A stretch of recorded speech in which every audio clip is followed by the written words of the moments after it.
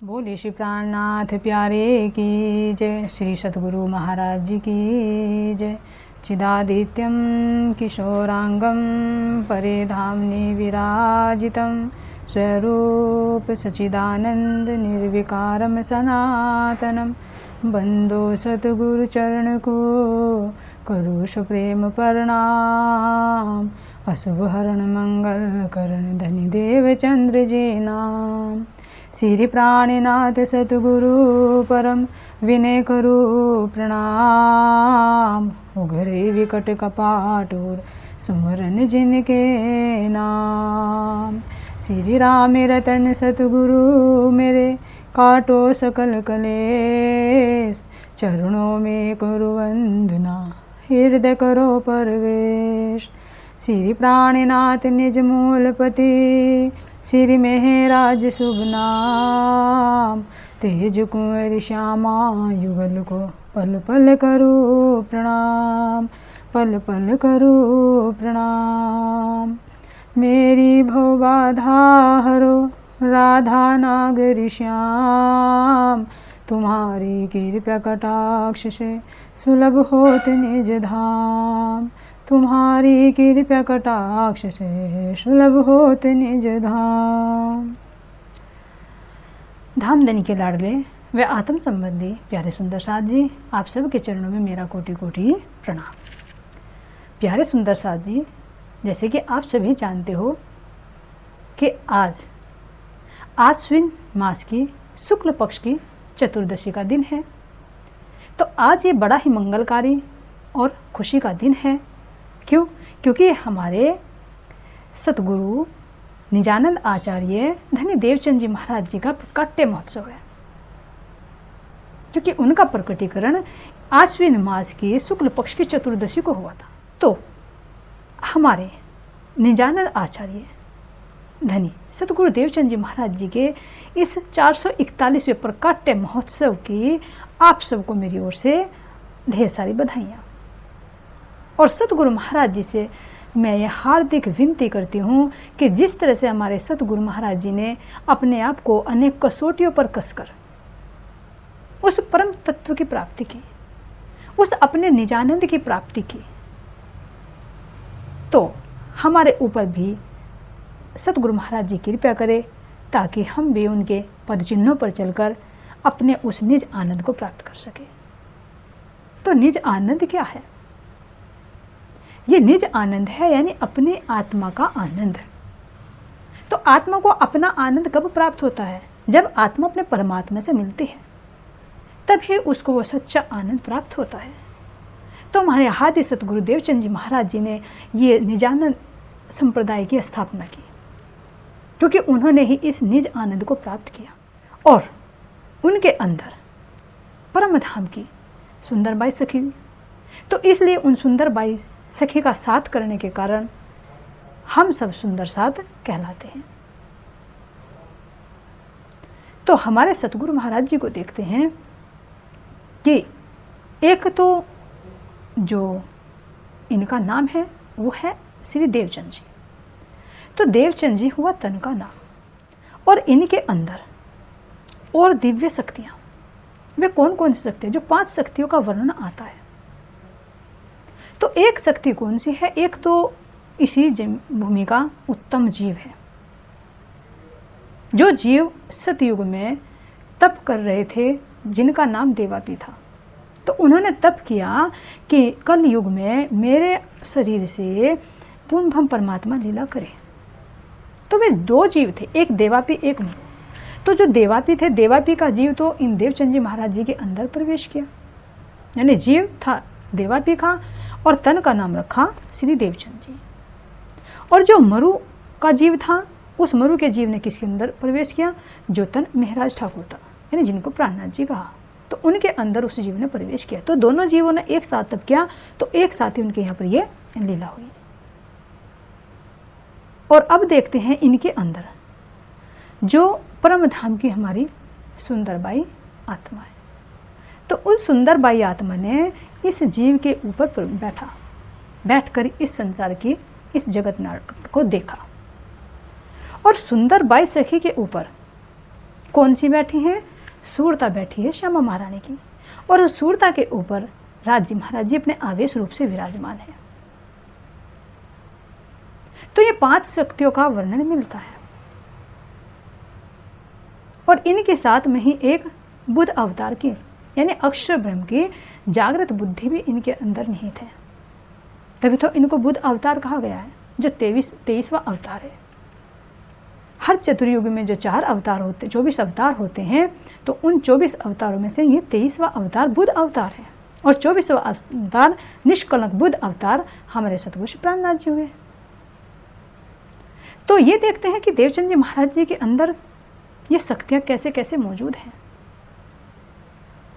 जो तारतम वाणी के अंदर भी वर्णन आता है कि श्री सुंदर बाई श्यामाजी अवतार, श्री सुंदर बाई श्यामाजी अवतार, पूर्ण आवेश दियो आधार, ब्रह्म सृष्टि मिने सिरदार, श्री धामधनी जी के अंगना नार। तो जो परम धाम के सुंदर बाई आत्मा है, उस आत्मा के ऊपर हमारी श्यामा महारानी की सूरता है, और श्यामा महारानी की सूरता के ऊपर राज्य महाराज जी का आवेश है, जिन्होंने ये जागने कार्य किया है। और ये सुंदरबाई सखी क्या है? सुंदरबाई की सखी के साथ में जो श्यामा महारानी है, ये श्यामा महारानी क्या है? ब्रह्म सृष्टि मिने सिरदार, यानी हम सब ब्रह्म सृष्टियों की ये सिरदार हैं, सिरमोर हैं, और धामधनी जी के अंगना नार है। अब इनकी साक्षी हमें एक लीला प्रकाश के 29वें प्रकरण में भी प्राप्त होती है। तो उसमें क्या वर्णन किया गया है कि श्री देवचंद्र जी मूर्ति बनी, सूरता श्री ठकुरानी जी आवेश धनी, हुकुम तारतम बुध जागृत मूल, श्री देवचंद जी पंचस्वरूप। तो इसके अंदर भी 5 शक्तियों का वर्णन किया गया है कि देवचंद्र जी मूर्ति बनी, क्योंकि देवचंद्र जी किसका नाम है? तन का नाम है।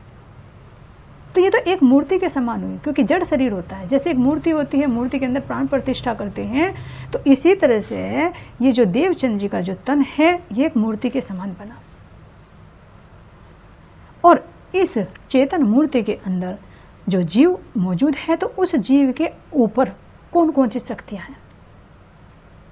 सूरता ठकुरानी जी आवेश धनी।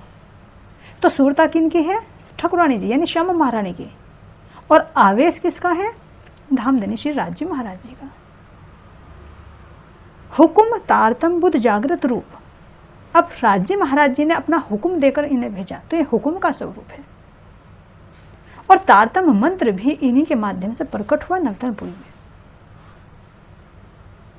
क्योंकि ये तारतम जो विक्रम संवत 1678 में सतगुरु महाराज जी को श्याम जी के मंदिर में मिला, तो ये अब से पहले प्रकट नहीं हुआ था। ये ऐसा तारतम है जो इस अज्ञानता से पार उतार देता है, परमात्मा और इस माया की दोनों का निवेरा कर देता है, क्षीर नीर का निवेरा कर देता है। तो इसीलिए तो इस तारतम मंत्र के बारे में कहा गया है, निज नाम सोई जाहिर हुआ, जिसकी सब दुनिया राह देखत, मुक्त देसी ब्रह्मांड को आए ब्रह्म आत्म सत। तो ये ऐसा तारतम मंत्र है जिसकी सब दुनिया राह देख रही थी, क्योंकि अब तक किसी को भी पूर्ण परमात्मा के बारे में नहीं पता था। तो पूर्ण परमात्मा ने खुद उनके अंदर बैठकर ये तारतम मंत्र दिया। और ये मंत्र के अंदर क्या शक्ति है? मुक्त देसी ब्रह्मांड को आए ब्रह्म आत्म सत। तो वे सत्य ब्रह्म आत्माएं इस संसार में आई, इस तारतम को लेकर राज्य महाराज जी के हुक्म से, और सब इन जीवों को मुक्ति प्रदान की। और दूसरा क्या कह रही हैं? जागृत बुद्ध। बुद्ध कैसी है? जागृत रूप, यानी जागृति बुद्धि ने इनके अंदर प्रवेश किया, तभी तो बुद्ध अवतार कहलाए। श्री देवचंद जी पंचस्वरूप। इस तरह से इनके अंदर ये देवचंद जी महाराज जी 5 शक्तियों का एक समूह है। और कैसे कैसे इन शक्तियों ने प्रवेश किया, तो इनके बारे में देखते हैं। और सबसे पहले देखते हैं कि हमारे जो तन से ही देखना है पहले, क्योंकि तन है तो तन की लीला को देखेंगे, क्योंकि पहले तन की ही लीला चली जाएगी। प्रकृति का नियम है कि जो इस संसार में आता है तो उसे संसार की मर्यादा में रहकर क्रिया करनी होती है। भले ही उनके अंदर वो शक्ति मौजूद है, लेकिन अभी उन शक्तियों की उन्हें पहचान नहीं है, भ्रमित हैं। लेकिन धीरे धीरे समय आने पर ही उनको पता चलेगा।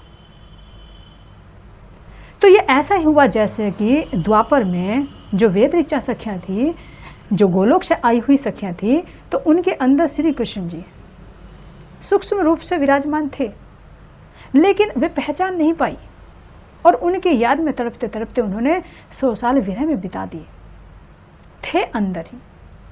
तो ठीक इसी तरह से राज जी महाराज जी भी और श्यामा महारानी की सूरता भी और सुंदर बाई सखी भी इनके अंदर मौजूद थी, लेकिन वे पहचान नहीं पाई।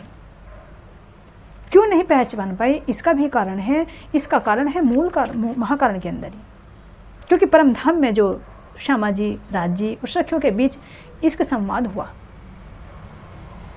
और राज जी महाराज जी ने समझाया था कि तुम संसार में जाकर मुझे भूल जाओगी, अपने आप को भी भूल जाओगी, अपने घर को भी भूल जाओगी।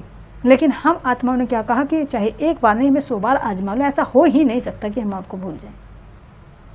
तो राज जी महाराज जी ने इस जिम्मे का असर बताया था कि यहाँ पर ये भूल बनी है, भूल जाते हैं, तुम मुझे ढूंढ नहीं पाओगे और पास रहूँगा।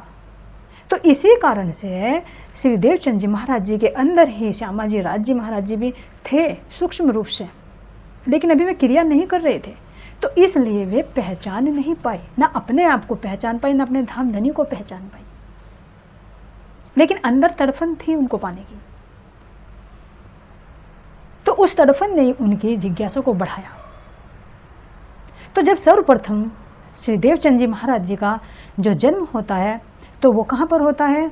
मारवाड़ प्रदेश के अंदर जो उमरकोट ग्राम है, उस उमरकोट ग्राम में जो मतु मेहता जी हैं, तो उनके यहाँ पर ये पुत्र रूप में प्रकट होते हैं और इनकी माता परम सौभाग्यवती, परम पूजनीय जो कुंवर बाई थी, उनके कोख से इन्होंने जन्म दिया। और किस में? चंद्रवंशी में। तो जब इनका जन्म हुआ, तो जन्म से पहले जब वे कुंवर बाई माता थी, तो उनके अंदर एक दिव्य प्रकाश ने प्रवेश किया जो चंद्रमा के समान था।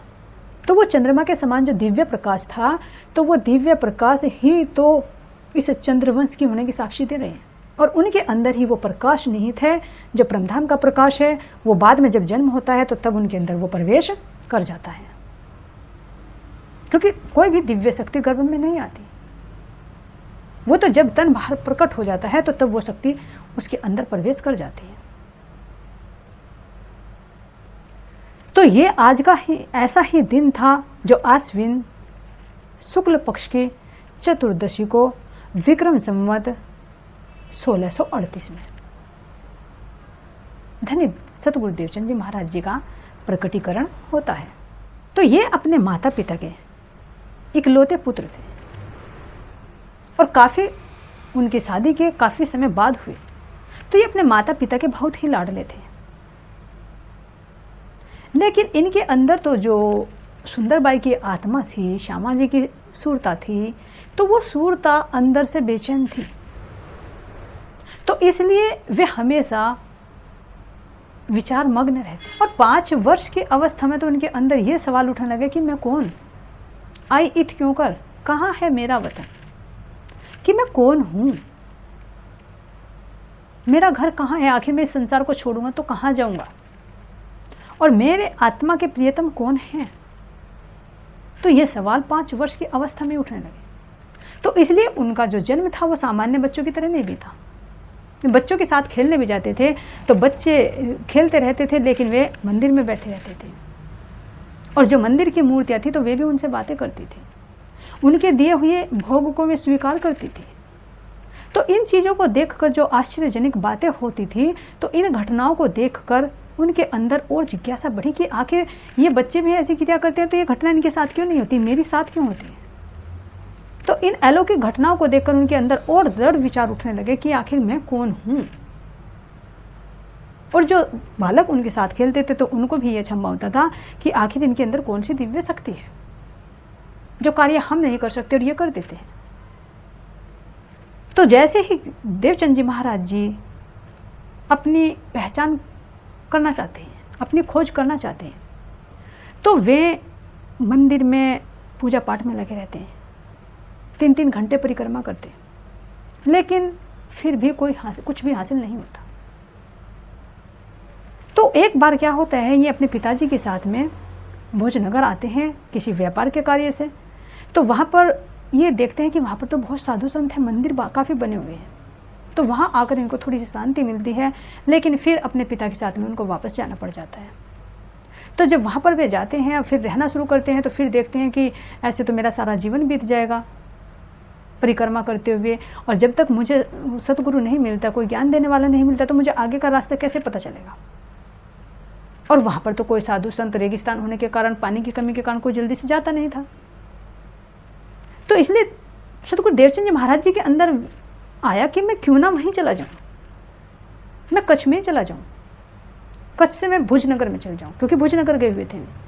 तो वे जैसे ही वहाँ से चलते हैं तो माता पिता थोड़े जाने देने वाले हैं, लेकिन फिर भी वे अपने माता पिता से नज़र बचाकर, जो वहाँ से बारात आती है तो बारातियों के साथ में वे आ जाते हैं। और कच्छ में ही रास्ते में रेगिस्तान के अंदर ही जब राज्य महाराज जी देखते हैं लीलाओं को, तो वे क्या करते हैं, दीवान रूप में दर्शन देते हैं। और जो बाराती आगे निकल जाते हैं और वे पीछे रह जाते हैं तो उनका मिलान करवा देते हैं। तो जैसे ही सतगुरु महाराज जी कच्छ में आते हैं तो वहाँ वे सब जगह पूछते हैं, सबसे पूछते हैं।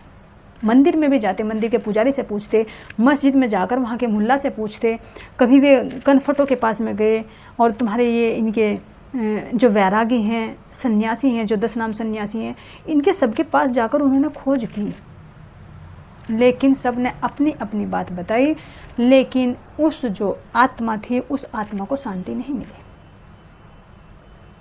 उन्होंने अनेक साधनाएं की, लेकिन जो संतुष्टि आत्मा को होनी चाहिए थी, जो अपनी आत्मा का आनंद मिलना चाहिए था, जब तक वो नहीं मिला तो वो आत्मा तत्पत नहीं हो पाई। तो खोजते खोजते खोजते खोजते फिर कहाँ पर आते हैं वे, हरजी व्यास के पास में आते हैं, जो बाल मुकुंद जी और बांके बिहारी जी की सेवा करते हैं। वहाँ पर रहकर उनको वे गुरु बनाते हैं, उनसे मंत्र दीक्षा भी लेते हैं गोलोक की। लेकिन जैसे ही वहाँ पर मूर्ति लोप हो जाती है और मूर्ति जब प्रकट होती है तो वे हरजी व्यास को उनके बारे में बताते हैं कि तुम्हें इनकी पहचान नहीं है, जिनसे तुम सेवा करा रहे हो, ये तो परम धाम के वो आत्मा है जिसकी सेवा को मैं सहन नहीं कर सकता। तो जब हरजी व्यास को सतगुरु महाराज जी के जो अंदर आत्मा की पावर है उसका पता चलता है कि जो मेरे इष्ट हैं, जब ये ही इनकी सेवा को सहन नहीं कर सकते, तो मैंने तो इनसे इतने काम कराए हैं, अपने वस्त्र धुलवाए, इनसे अपना भोजन बनवाया, मंदिर की साफ़ सफाई कराई, अपने चरण तक दबवाए, तो मैं कैसे मैंने सेवा कराई। तो जब उनको पश्चाताप होता है तो वे स्वयं उनके चरणों में नतमस्तक होकर उन्हें अपना गुरु बना लेते हैं और अपने आप उनके शिष्य बन जाते हैं। लेकिन यहाँ पर देखिए देवचंद जी महाराज जी यहाँ से चल देते हैं। क्यों? क्योंकि उनके अंदर विचार आता है कि अभी जब मैं पूर्ण जागृत नहीं हुआ तो मैं गुरु कैसे बन सकता हूँ, मैं दूसरों को शिष्य कैसे बना सकता हूँ। और जो मुझे ज्ञान देने वाले थे, जिनको मैंने गुरु बनाया, जब इन्हीं के अंदर शिष्य का भाव आ गया तो इनसे मुझे क्या मिलने वाला है। तो वहाँ से भी सतगुरु महाराज जी चल देते हैं। तो फिर यहाँ से नवतनपुरी आ जाते हैं। तो नवतनपुरी में भी खोज करते रहते हैं, लेकिन खोज करते करते इनको पता चलता है कि एक श्याम जी का मंदिर है। श्याम जी के मंदिर में जो कानजी भट्ट हैं वे श्रीमद् भागवत कथा करते हैं। तो वहाँ जब वे कथा में जाते हैं तो वहाँ उनको कुछ शांति मिलती है, कुछ पता लगता है कि हाँ मेरी आत्मा का आनंद मुझे मिल रहा है। तो जब वहाँ पर वे प्रण ले लेते हैं कि मुझे जब तक मेरी आत्मा जागृत नहीं होती तब तक मुझे ये कथा श्रवण करनी ही करनी है, चाहे कोई भी अड़चन आ जाए। ये सतगुरु महाराज जी ने दृढ़ निर्णय ले लिया, अपना संकल्प ले लिया कि मुझे कथा श्रवण निरंतर करनी है। और लगातार सतगुरु महाराज जी ने 14 वर्ष तक निष्ठाबद्ध होकर श्रीमद् भागवत की कथा श्रवण की। लेकिन कथा श्रवण करते करते ही वे इतने रहस्य पकड़ते भागवत के अंदर से, इतने रहस्य पकड़ते कि जो कानजी भट्ट हैं, जो भागवत के वक्ता हैं, वे भी उनको समझ नहीं पाते, उनका जवाब नहीं दे पाते। जवाब तो जब दे वे सवाल भी नहीं उठते और वे पूछते कि देवचंद जी महाराज जी तुम कहाँ से ये इतने लेकर आते हो, इतने रहस्य तुम्हें कहाँ से प्राप्त होते हैं। और जो और वक्ता होते हैं कुछ उनसे ईर्ष्या करते हैं, और जो गांगजी भाई भी मिलते हैं तो उनसे वे भी करते हैं कि तुम्हें कैसे ये पता चलता है, कैसे भागवत के तुम एक एक पत्ते पर पहुंच जाते हो। ये इतना बड़ा वृक्ष है, इसकी डाल डाल पर, इसके पत्ते पत्ते पर तुम पहुंच जाते हो, कैसे पहुंच जाते हो। तो वो क्या था, वो आत्मा की पावर थी, वो जागृति बुद्धि थी जो बेहद के संकेत पकड़ रही थी, लेकिन अभी पूर्ण रूप से प्रकट नहीं हुई। तो जब सतगुरु महाराज जी को सुनते सुनते बीच में अनेक कसौटियाँ आती हैं, और आखिर की कसौटी आती है कि जब सतगुरु महाराज जी को बुखार आता है और 40 दिन हो जाते हैं बुखार आते आते, और आखिर में ऐसी स्थिति बनती है कि जो वेद हैं तो वे भी मना कर देते हैं कि अगर तुमने इनको बाहर भेजा तो इनको लकवा मार जाएगा, इनको हवा नहीं लगने देना। लेकिन जो देवचंद जी महाराज जी हैं तो वे तो नहीं रुकने वाले, और उधर माता पिता का मोह है तो वे क्यों जाने दें। तो इसलिए वे कहते हैं कि ये हम इसको नहीं जाने देंगे। तो जो माता पिता हैं वे क्या करते हैं, सतगुरु महाराज जी को एक कक्ष में बंद कर देते हैं कि देखो तुम कैसे जाओगे, लेकिन वो तो आत्मा की तरफ है।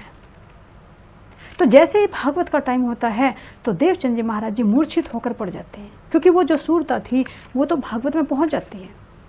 लेकिन जैसे ही देवचंद जी महाराज जी कक्ष में गिरते हैं, बाहर गेट पर माता पिता खड़े हैं, तो जैसे ही माता को धड़ाम गिरने की आवाज़ आती है तो माँ हा हुल्ला मचाकर उस गेट को खिलवाती है, और खोलते ही देखती है कि मेरे लल्ला तो ज़मीन पर पड़े हैं, बेशुद्ध पड़े हैं। तो माता पिता दोनों घबरा जाते हैं और सोचते हैं कि अब हम इसका क्या करें, इससे अच्छा तो ये भागवत में ही चला जाता, लेकिन अगर तन छूट गए तो हम क्या करेंगे। तो जो महाराज जी ने पहले ही कहा था कि मुझे जाने दो, मुझे जाने दो, लेकिन माता पिता नहीं माने थे, तो तब उनको ये बात आई कि सतगुरु महाराज जी ने कहा था कि आप मेरी देह की परवाह कर रहे हो, मेरी देह की परवाह कर रहे हो, मेरे धर्म की परवाह नहीं कर रहे हो। क्योंकि महाराज जी का क्या विचार था, माता पिता का विचार था कि अगर तुम शरीर को सही रखोगे तो तभी तो तुम धर्म का पालन कर पाओगे, और देह नहीं होगी तो धर्म का पालन कैसे करोगे। लेकिन सतगुरु महाराज जी का विचार इनसे विपरीत था। उनका विचार था कि अगर मेरा धर्म ही नहीं रहा तो इस देह का क्या करूँगा, क्योंकि देह भी तो धर्म के पालन के लिए बनी है। तो इसलिए महाराज जी कहते थे कि देह राखे धर्म नहीं है, धर्म राखे देह है। देह तो और भी मिल जाएगी, लेकिन अगर एक बार धर्म छूट गया तो फिर मैं कहाँ का रहूँगा। तो फिर माता पिता को ये बात याद आती है और ये कहते हैं कि वास्तव में आज से तुम्हारी जहाँ इच्छा हो तुम जाओ, अगर तुम्हारा तन छूट गया तो फिर हम इस मुर्दे तन का क्या करेंगे। हम समझ गए कि वास्तव में तुम इस ज्ञान चर्चा के लिए ही बने हो, किसी विशेष उद्देश्य के लिए बने हो, और हम जबरदस्ती तुम्हें अपना पुत्र बनाकर अपने बंधन में बांधना चाह रहे हैं। तो फिर माता पिता जी उनको खुद भागवत में लेकर जाते हैं, और जैसे ही देवचंद जी महाराज जी भागवत में जाते हैं, क्योंकि ये कसौटी थी, तो इस कसौटी में जैसे सफल होते हैं तो धीरे धीरे धीरे बुखार कम होने लगता है। और कुछ समय के बाद देखो कैसी विचित्र घटना घटी, जिसके लिए परीक्षा हुई, जिसके लिए कसौटी पर कसे गए, तो उसी का तो फल मिलने का समय आया। तो वहीं पर जो श्याम जी का मंदिर नवतनपुरी के अंदर है, जहाँ पर कान्जी भट्ट भागवत कथा सुनाते हैं, तो विक्रम संवत 1678 में राज जी महाराज जी उनको साक्षात दर्शन देते हैं, और साक्षात दर्शन देकर पूछते हैं कि तू कौन है, तेरे प्रियतम कौन है, तू कहाँ से आई, तेरा घर कहाँ पर है, तू कौन इत आई क्यों कर, कहाँ है तेरा वतन, नार तू कौन खसम की दड़कर कहो वचन, तू जागृत है कि नींद में करके देख विचार, और विद सारी आगे कहो इन जिमी के प्रकार। तो जैसे ही राज जी महाराज जी दिव्य स्वरूप से उनके सामने प्रकट होते हैं, भागवत कथा चल रही है, सब सुन रहे हैं, कान्जी भट्ट भी सुना रहे हैं, लेकिन देवचंद जी महाराज जी की वो दिव्य दृष्टि खुल गई और वे साक्षात राज जी महाराज जी से वार्तालाप कर रहे हैं। और वार्तालाप करके राज जी महाराज जी जब उनके सामने प्रकट होते हैं तो वे 5 सवाल पूछते हैं कि तू कौन है। लेकिन उनके अंदर जो बैठी हुई श्यामा महारानी वो क्या कहती हैं कि यही तो सवाल मैं खोज रही हूँ कि मैं कौन हूँ, और यही मेरे से आप पूछ रहे हो। तो मैं नहीं जानती कि मैं कौन हूँ, मैं नहीं जानती मेरा घर कहाँ पर है, लेकिन इतना मुझे एहसास जरूर हुआ कि आप ही मेरी आत्मा के प्राणाधार हो, आप ही मेरे प्रियतम हो, जिनकी मुझे तलाश हो वो आप ही हो, इतना मुझे लग रहा है। और अगर आप पूछते हैं कि मैं सोई हूँ या जागृत हूँ, तो इधर से तो मैंने संसार का सारा अनुभव ले लिया, तो इधर से तो मैं जागृत हूँ, लेकिन अपने मूल घर की मुझे पहचान नहीं है, इसलिए मैं उधर से सोई हुई हूँ। तो इस संसार के अगर पूछते हो तो मैं संसार की सारी बातें बता दूँ। तो ऐसा वार्तालाप जब चलता है तो राज जी महाराज जी सतगुरु महाराज जी को वो सारी बातें बताते हैं कि तू परम धाम की सुंदर बाई सखी है, और तेरे साथ में और भी 12,000 ब्रह्मात्मा हैं जो खेल देखने के लिए आई है, और तुमने ही ब्रज रास में लीला की, और जब तुम्हारी इच्छा, तुम्हारे मनोरथ पूर्ण नहीं हुए तो फिर तुम इस तीसरे ब्रह्मांड में आई हो। नाम तुम्हारा सुंदर बाई, तुम खेले ब्रज रास में, मनोरथ पूर्ण न भये, ये तीसरा हुआ इन्होंने। तो इस कारण से जब तुम ब्रज और रास में खेले लेकिन मनोरथ पूर्ण नहीं हुआ दुख देखने का, तो फिर इस तीसरे ब्रह्मांड की फिर रचना की जिसमें तुम ये दुख देखने के लिए आई हो। और फिर अपनी पहचान बताते हैं कि मैं कौन हूँ, मैं श्री कृष्ण हूँ, और श्री कृष्ण के नाम से ही मैंने ब्रज रास में लीला की। और कहाँ पर है मेरा धाम? अक्षर से परे अक्षरातीत। हद के पार बेहद है, बेहद पार अक्षर, और अक्षर पार वतन है। तो बताया कि हमारा वतन अक्षर के पार है, यानी अक्षरातीत है। तो वहाँ की सारी सुधि दी और श्यामा महारानी को, सुंदरबाई को अपनी पहचान बताई कि तुम कौन है। तो इस तरह से जब राज्य महाराज जी श्यामा महारानी को पूर्ण पहचान करा देते हैं और फिर पूछते हैं कि अब अगर कुछ और पूछना है तो पूछ लो, लेकिन श्यामा महारानी पूछती है कि फिर आप कहाँ जाओगे? तो फिर राज्य महाराज जी क्या कहते हैं कि मैं कहीं नहीं जाऊँगा, मैं तुम्हारे हृदय में बैठकर ही जागनी लीला करूँगा। अंदर तुम्हारे आकार में आए के बैठे हम, तुम्हारे अंतर हृदय में ही बैठकर हम ये जागने का कार्य करेंगे। जो तुम्हारी रूहें सोई हुई हैं, इस खेल में भूली हुई हैं, उनको हम जागृत करेंगे।